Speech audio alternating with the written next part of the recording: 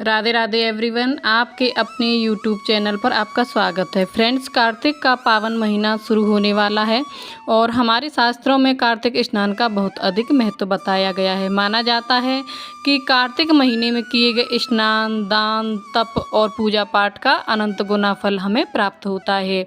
इसीलिए कार्तिक स्नान करना बहुत ही महत्वपूर्ण होता है। तो आज की वीडियो में हम जानेंगे कि कार्तिक स्नान कैसे किया जाता है, कब से कब तक हमें कार्तिक स्नान करना चाहिए, कार्तिक स्नान के नियम क्या होते हैं और कार्तिक के व्रत कैसे किए जाते हैं। तो कार्तिक स्नान के विषय में संपूर्ण जानकारी आज की वीडियो में आपको मिलेगी। तो वीडियो को आप अंत तक ज़रूर देखें। और सबसे पहले देखिए, कार्तिक स्नान पूर्णिमा से शुरू किया जाता है और कार्तिक पूर्णिमा तक किया जाता है, यानी संत पूर्णिमा से शुरू करते हैं, कार्तिक पूर्णिमा तक लगातार 1 महीने तक कार्तिक स्नान किया जाता है। कार्तिक स्नान करने के 5 नियम होते हैं। पहला जो नियम होता है वह स्नान का नियम होता है, दूसरा तुलसी पूजा का नियम होता है और तीसरा हरि जागरण का नियम होता है। चौथा जो नियम है वो दीपदान का नियम है और 5वां उद्यापन का नियम है। यह 5 नियम होते हैं जिनके अनुसार हमें कार्तिक स्नान करना होता है। फ्रेंड्स, कार्तिक स्नान का हमारे शास्त्रों में बहुत अधिक महत्व दिया गया है। तो कार्तिक स्नान आप ज़रूर से ज़रूर करें। और कार्तिक स्नान कैसे करेंगे, अब हम इसी विषय पर बात कर लेते हैं। तो देखिए, कार्तिक स्नान शरद पूर्णिमा से शुरू करके कार्तिक पूर्णिमा तक पूरे 1 महीने तक स्नान किया जाता है। सुबह ब्रह्म मुहूर्त में उठकर ठंडे जल से स्नान करना होता है। तो सुबह ब्रह्म मुहूर्त में उठें और 5 बजे से पहले तारों की छाँव में स्नान कर लें। उसके बाद हमें तुलसी जी का और पथवारी मैया का पूजन करना होता है। तो आप एक पथवारी माता बना लें। पथवारी का पूजन का बहुत महत्व होता है। कार्तिक में तो आप तुलसी जी के पास ही एक पथवारी माता बना लें। पथवारी बनाकर आप रोजाना स्नान करने के बाद तुलसी जी का और पथवारी माता का पूजन करें। पूजन करने की विधि बहुत ही सरल है। सबसे पहले हम जल अर्पित करेंगे, उसके बाद तिलक लगाएंगे, फूल समर्पित करेंगे, भोग समर्पित करेंगे और फिर हम आरती करेंगे। साथ ही हमें पथवारी की और तुलसी जी की परिक्रमा भी जरूर करनी होती है। तो बहुत ही सरल विधि है। हम पथवारी का और तुलसी जी का पूजन करने के बाद फिर हम कार्तिक का महत्व का अध्याय पढ़ते हैं और कार्तिक में सुनी जाने वाली कहानियाँ सुनते हैं। तो आप चाहें तो आप प्रतिदिन एक अध्याय पढ़ सकते हैं।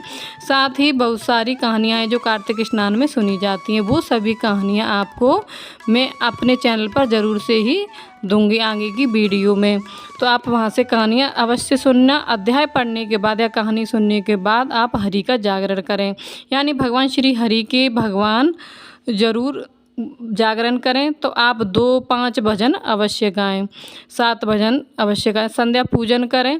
देखिए, पहले जब हम छोटे से थे ना, तो बहुत सारी सहेलियां मिलकर कार्तिक स्नान करती थीं। सभी मिलकर पथवारी बनाते, वहीं तुलसा जी विराजमान होती थीं। पूजन करने के बाद वहीं सब बैठकर भजन करते, तो बहुत सारी खुशी होती थी सहेलियां, इसलिए हम बहुत सारे भजन करते थे। अभी एक साथ स्नान करना पॉसिबल नहीं हो पाता है, तो सब अपने अपने घर में स्नान कर लेते हैं। तो आप अपने घर में ही एक पथवारी बना लें, तुलसी जी के पास में रख दें और वहाँ कम से कम 2 भजन आप ज़रूर गाएँ। ज़्यादा नहीं गा पाएँ तो 2 भजन आप ज़रूर ही गाएँ। भजन नहीं आते तो आप अपने मोबाइल पर भी भजन चलाकर उनके साथ साथ गुनगुना सकते हैं। तो इस तरीके से हमें हरि जागरण यानी कि हरि के नाम के भजन भी ज़रूर से ज़रूर करने हैं। तो भजन आप ज़रूर करें और उसके बाद 1 लोटा जल आप सूर्य देवता को ज़रूर समर्पित करें, यानी सूर्य देवता जो जल अर्पित ज़रूर करना चाहिए। इस तरीके से हमें पूरे कार्तिक महीने में सुबह स्नान करने के बाद पूजन करना होता है और शाम के समय भी आप तुलसी जी में एक दिया ज़रूर जलाएँ। तो तुलसी जी में आपको सुबह भी दिया जलाना है और शाम को भी दिया ज़रूर ही जलाना चाहिए। तो इस तरीके से कार्तिक महीने में पूजन किया जाता है और स्नान किया जाता है। इसके साथ ही देखिए, अब हम बात करते हैं कि कार्तिक महीने के व्रत कैसे किए जाते हैं। तो देखिए, कार्तिक के व्रत करने के 3 तरीके होते हैं। जो पहला तरीका है उसमें पूरे कार्तिक के महीने अन्न नहीं खाया जाता है। पूरे कार्तिक के महीने सिर्फ फलाहार ही किया जाता है और पूरे कार्तिक के महीने के व्रत किए जाते हैं। पहला तो तरीका ये है। दूसरा जो तरीका है उसमें पूरे कार्तिक के महीने एक समय ही भोजन किया जाता है, यानी पूरा दिन फलाहार तो कर सकते हैं, जूस चाय दूध वगैरह ले सकते हैं, लेकिन जो अन्न है वो एक टाइम पर ही खाया जाता है। इसके साथ ही जो तीसरा तरीका है कार्तिक व्रत करने का वो ये है कि कार्तिक के महीने में आने वाले मुख्य दिनों में व्रत किए जाते हैं। कार्तिक में जो एकादशी आती है उस दिन व्रत कर लिया जाता है। इसके साथ गौ अष्टमी का व्रत कर सकते हैं, नवमी का व्रत कर सकते हैं, पूर्णिमा का व्रत कर सकते हैं। जो कार्तिक में जो मुख्य दिन पड़ते हैं उसी दिन व्रत कर लिया जाता है। तो इस तरीके से कार्तिक महीने में व्रत किए जाते हैं। फ्रेंड्स, कार्तिक के महीने में के दिनों का बहुत अधिक महत्व होता है। वैसे तो देखिए उन दिनों में सबसे बड़े जो दिन माने जाते हैं, क्योंकि होता है जो मनुष्य का जीवन आधार होता है, तो कार्तिक के महीने में आप उन दिनों यह ज़रूर करें, नियम ज़रूर करें। इसके साथ साथ ही कार्तिक के महीने में दीपदान आप ज़रूर करें, क्योंकि शास्त्रों की मान्यता है कि भगवान विष्णु ने कुबेर महाराज को यह आदेश दिया था कि जो भी लोग कार्तिक महीने में दीपदान करेंगे उनको धन वैभव की कभी कमी नहीं होनी चाहिए। तो आप कार्तिक के महीने में दीपदान ज़रूर करें। तुलसी जी में दिया जलाएं। आप भगवान विष्णु के मंदिर में दिया जला के आ सकते हैं, आंवला में दिया जला सकते हैं, पीपल में, पथवारी में, केले के पेड़ में भी दिया जला सकते हैं। और इस तरीके से आप दीपदान जरूर करें। अगर आप भगवान विष्णु के मंदिर में नहीं जा सकते तो घर में ही जो आपका मंदिर है उसमें भगवान विष्णु के सामने आप दीपदान जरूर कर सकते हैं। तो इस तरीके से हमें पूरे कार्तिक महीने में स्नान करना है, पूजन करना है। उसके बाद जब कार्तिक का महीना पूरा हो जाएगा, कार्तिक पूर्णिमा के दिन कार्तिक माह का उद्यापन किया जाता है। यानी जो आप कार्तिक स्नान कर रहे हैं, जो कार्तिक व्रत कर रहे हैं, उसका आपको उद्यापन करना है। उद्यापन के बिना कोई भी व्रत या कोई भी संकल्प पूर्ण नहीं होता है। तो उद्यापन आप जरूर करेंगे। उद्यापन करने के लिए कम से कम एक पंडित और पंडिताइन इनके जोड़े को घर पर बुलाकर भोजन कराकर उन्हें वस्त्र और दक्षिणा दें, पैर छूकर उनका आशीर्वाद लें। इस तरीके से कम एक जोड़े को आपको भोजन जरूर कराना है। और अगर आप किसी को घर पर नहीं बुला सकते या पंडित टाइम पर घर पर आने के लिए तैयार नहीं है, तो आप उनका भोजन, वस्त्र और उनकी दक्षिणा उनके घर पर भी पहुंचा सकते हैं। या विष्णु भगवान के मंदिर में जो पंडित आए हैं उनको भी जाके विष्णु भगवान के मंदिर में आप यह दान दे सकते हैं। इस तरीके से हम कार्तिक स्नान का उद्यापन करते हैं। फ्रेंड्स, ये वो सभी कार्य मैंने आपको बताए हैं जो हमें कार्तिक महीने में करने चाहिए।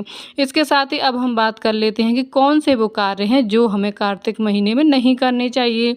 कार्तिक के महीने में क्या क्या चीज़ निषेध हैं, अब हम उसके बारे में बात करते हैं। तो देखिए, सबसे पहले तो कार्तिक के महीने में जो है दलहन का सेवन नहीं करना चाहिए, यानी दाल का सेवन नहीं करना चाहिए। जैसे चने की दाल हो गई, मटर की हो गई, जो चीज़ टुकड़ों में विभाजित हो जाती है, दलहन ही बोलते हैं, उनका हमें कार्तिक महीने में सेवन नहीं करना चाहिए। दूसरा, कार्तिक के महीने में शरीर पर तेल की मालिश नहीं करनी चाहिए अपने शरीर पर। इसके साथ ही कार्तिक के महीने में प्याज, लहसुन का सेवन आपको नहीं करना चाहिए। मांस, मदिरा, शराब आदि का सेवन नहीं करना चाहिए। पूरे कार्तिक के महीने में लड़ाई झगड़ा भी नहीं करना चाहिए, किसी की निंदा नहीं करनी चाहिए। तो यह कुछ ऐसे कार्य हैं जो हमें कार्तिक के महीने में नहीं करने चाहिए।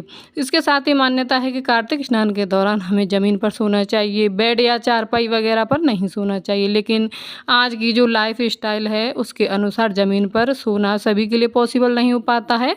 तो अगर आप ज़मीन पर नहीं सोए तो आप बेड या चारपाई वगैरह पर सो सकते हैं। लेकिन आप अपने बिस्तर अलग रखिए। बिस्तरों को दूसरे के बिस्तर में आप हो सके तो शामिल ना करें, अलग ही अपने बिस्तर रखें। शास्त्रों के अनुसार जो मनुष्य कार्तिक स्नान करते हैं उनके सभी प्रकार के पाप नष्ट हो जाते हैं, सभी पापों से उन्हें मुक्ति मिल जाती है। तो कार्तिक स्नान आप जरूर करें। और कार्तिक स्नान के समय आप जितना हो सके कार्तिक के महीने में उतना भगवान का ध्यान करें, भजन कीर्तन और पूजा पाठ करें, ताकि आपको कार्तिक स्नान का अनंत गुना फल प्राप्त हो सके।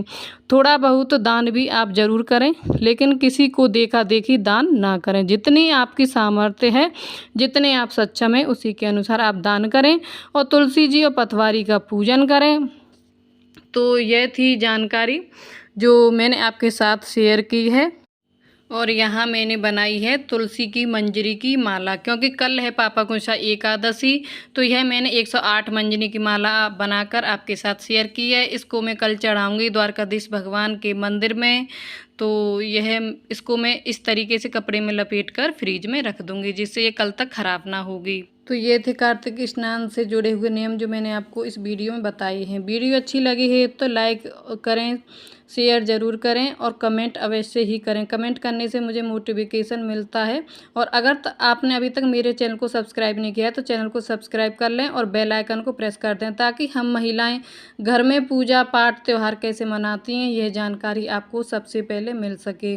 तो प्लीज़ मेरे चैनल को सपोर्ट अवश्य करें, सब्सक्राइब अवश्य ही कर लें। तो मिलती हूँ नेक्स्ट वीडियो में, तब तक के लिए राधे राधे, जय श्री कृष्ण।